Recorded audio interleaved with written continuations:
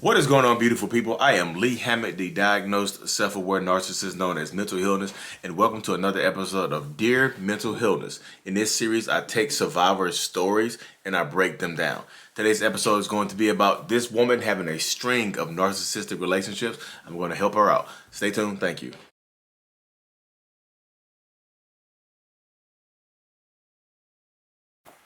So welcome back and thank you, y'all. So this series right here, like I said, survivors of narcissistic abuse, victims of narcissistic abuse, email me their stories. I take them and I break them down. I read them right here and I break them down. This one right here is short and sweet and straight to the point. So it shouldn't be too much, y'all, but I'm going to go ahead and get started. I'm going to read it out loud. I'm going to also put it right here too. So this person says, all my relationships have been with narcissistic people. In 2019, I've been watching Dr. Romney for months. When I got back together with an ex, I've been madly in love with. I thought I knew how to stay away from a narcissist, and I analyzed them. So right there, you can see right there what she did. So she had said she had experience with narcissistic people, right?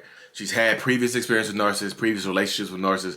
Maybe she was raised around or by narcissistic people. So she thought that by doing research on narcissists, that she could be prepared to handle one, not to avoid them, but if she saw one and she noticed the signs and things like that, that she would know what to look out for and know how to handle that person as opposed to avoiding that person, which can be a gross error. Because a lot of people in situations like this, you get the knowledge, you think it's like, okay, I'm gonna know how to handle this person, and it's hard to deal with somebody whose personality is always changing, wavering back and forth and things like that. So you have to brace yourself for things like that. You know what I mean? You can't, I know all about narcissists, so I'm gonna go ahead and find me one and try to tame them. You can't tame a narcissistic person, y'all. You can't do that. I know learning about them can make them more palatable, make your life more palatable.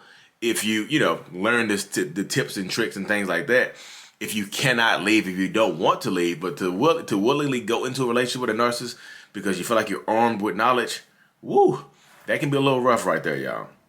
So you see, I'm gonna read it again. I thought I knew how to stay away from a narcissist, and I analyzed him. He wasn't violent or playing the victim all the time like my previous exes, so I thought he was emotionally stable. But you see right there, there's already an error right there. You knew you were dealing with a narcissist, but you thought this narcissist happened to be emotionally stable, which shows you how good that there's some narcissistic people can be at masking and pretending to be emotionally stable people during the love bombing phase, during the idealization phase. You see how that works right there? A lot of people get twisted up on that and think that they can handle them. It's like, oh, this a narcissist, but this is like, I got the pick of the little narcissist right here. I got the narcissist, the runt narcissist that I can handle, the little one who didn't get fed enough or something like that. You know what I mean? So I thought he was emotionally stable. I was so in love with him that I voluntarily missed obvious red flags. So you see right there, like I said, it's a red flag from the beginning when you said you learned about narcissists to get with one. That was a red flag right there. So that shows me that the person who wrote this, you might need some therapy and to work on yourself a little bit more, because to willingly go into a relationship with a toxic person, this says a lot about yourself. This is not me talking trash talking trash about you or trying to bash you. This is me trying to show you the mindset that can go into doing that right there. You know what I mean? So think about it right there from that perspective. Because that can get a little rough and tough right there, a little rough and rumble. Because that's rough right there. So you ignored obvious red flags. Yikes. The flags couldn't be any redder, and you just willy-nilly just like, nope, forget that red flag. So back to it. He had been divorced twice, yet he had been divorced twice, yet he had never had a relationship that lasted a whole year. He cheated on both his ex-wives. So so right there, if you married twice and both marriages were short-lived and he cheated, you know what I mean?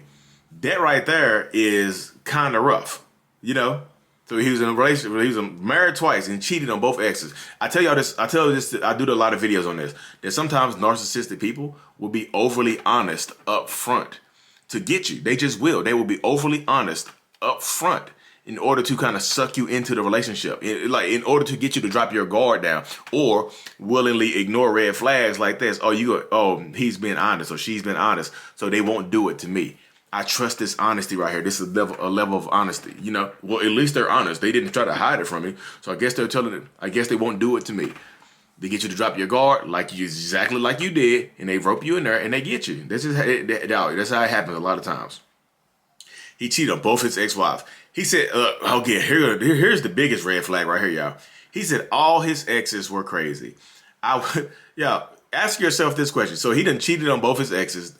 None of his relationships last a whole year, but all his exes are crazy. If people say that, y'all, ask yourself this question, and I'll also ask them: did you make them crazy? Did they make their exes crazy? Because reactive abuse is a thing, y'all. I witnessed how he took revenge on a girl because he ran into her at a concert and she was with another guy. He was cheating on this girl with me. And he told me they had been broken up but still lived together because she couldn't find an apartment. So that's a common lie, y'all. They will tell you that they're married, or somebody that's married or in a long-term relationship that's living with their partner, but want to cheat on them, will tell you that this lie, y'all. They will tell you a huge lie up front. They will say some stuff like, "Oh, we're still living together, but we're sleeping in separate beds. I sleep upstairs, they sleep downstairs." Y'all, this is too many red flags right here, y'all. That's what I said. The person who wrote this to me, if you're watching this, you might need to go sit down in a therapist chair. I promise you, because this right here is a little rough, And you watched him take revenge on her, because he was cheating on her with you, and you watched him take revenge on her for moving on. You see the psychosis that's going on there with this person. He was so angry at her for moving on, but he was cheating on her. That just shows you how narcissistic people think that they own you. Think that you belong to them. You 100% belong to this person. You just do. That's how it goes right there. You belong to them, He was cheating on the girl, blah, blah, blah, blah, blah. She couldn't find an apartment. The most obvious one, he had ghosted me twice. When he discarded me, I hit rock bottom and I went to therapy. I learned a lot and I've made great changes in life. However, I'm afraid of meeting someone else and missing all the red flags again, despite all the knowledge I have. Besides slowing down, how can I keep my guard on? So right here in this question right here, you see, that's just rough right here. So you see how rough they can get right there. So she said, her final question, first of all, he ghosted her. Ghosted you twice. So when they ghost you and you allow them back into your life, you are setting a precedence for how they're going to treat you. You just are. When they ghost you and you allow them back into your life, you are setting a precedence for how the relationship is going to go. They can just leave you, and if they ghost you, they're trying to replace you, or you might be the side person. You might be literally a side person. So she said, however, I'm afraid of meeting someone else and missing all the red flags again, despite all the knowledge I have. You're afraid of meeting someone else and missing all the red flags. I feel like the red flags. This person right here, I feel like you saw the red flags. You knew that they were red flags and you willingly ignored them. Like this too many. You said I learned about narcissists and I still went into this relationship because I thought I was prepared. You can over prepare for a narcissist, but if you willingly ignore red flags, it doesn't matter if you take it slow. This relationship might have been going slow, but you still ignored the red flag. So speed does not matter sometimes if you're just doing this. You can't go into a relationship like this, y'all. That's how narcissistic people want you to do. They want you to turn the blinders on because they make you feel good. They make you feel like nobody else has made you feel before. They take it over. They make you feel like, they make you feel special. Like you're the only one. You're the only one for me. Nobody else has made me feel this way. That's how they get you right there. So besides slowing down, how can I keep my guard on? Yes, stay in therapy and do not ignore the red flags. You understand, if your intuition, if your gut feeling is telling you to leave this person alone and this person is not right, and this person is not right for you, trust your gut feeling. Stop ignoring your gut. Stop ignoring the red flags, because when you willingly do this, if you let them ghost you, if you're the side person, and this narcissist right here was just taking advantage of you. He was just like, you were a perfect target because you just didn't care. It seemed like you didn't care.